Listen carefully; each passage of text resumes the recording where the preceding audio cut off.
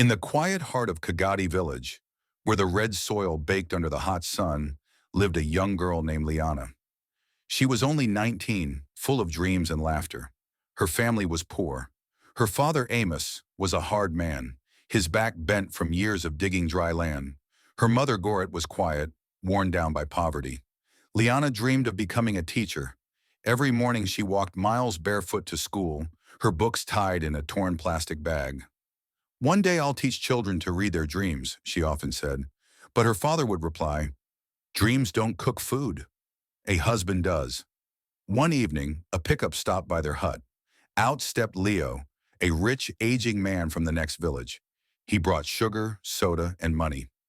"I have seen your daughter," he said. "I want her for my wife." Amos's eyes lit up. "You are a good man, Leo. She will be yours." Liana, who was nearby, froze. She came out trembling. "Greater than father, you can't. He's old enough to be my grandfather." Leo smiled.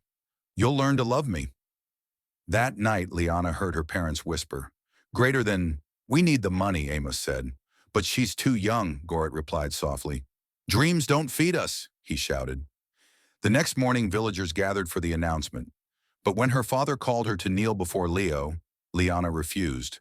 "Greater than, I will not marry him," she said. "I don't love him." Gasps filled the air. Amos's voice thundered, "You shame me before my people. Leave my house." Tears rolling down her cheeks, Liana begged, "Mother, please." But her mother whispered, "Go, my child. Maybe one day God will help you." And so Liana left, barefoot, carrying nothing but her torn books and a broken heart. She walked for miles under the burning sun. Her feet bled, but she kept moving. At night, she slept under a tree, whispering to the stars, "Greater than, why, Father? Why choose money over me?" Days passed. Hungry and weak, she finally reached a small church in the next village. There, Father Joseph the priest found her asleep on the steps. "My child, are you all right?" he asked. She shook her head. "I have no home." He gave her food and shelter, then spoke gently. "Your life is not over, Liana. God does not forget the brave." He helped her join a women's center that supported abandoned girls. There she learned tailoring and continued her studies. Slowly, Liana's smile returned. Years later, she became teacher Liana, educated and confident. Her pain had turned into strength.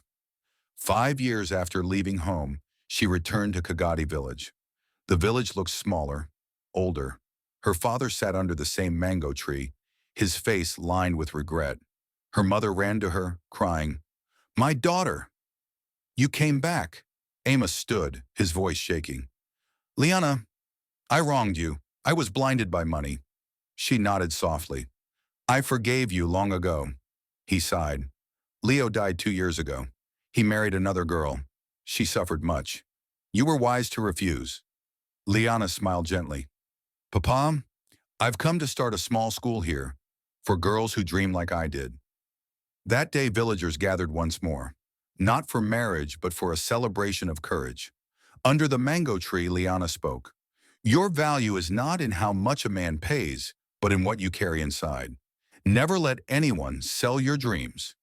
The crowd cheered. Even her father smiled proudly through tears. Soon, Kagadi Girls' School opened its doors, a place where girls could learn, grow, and believe. And on the gate stood a wooden sign that read, "Founded by Liana, the girl who refused to be sold."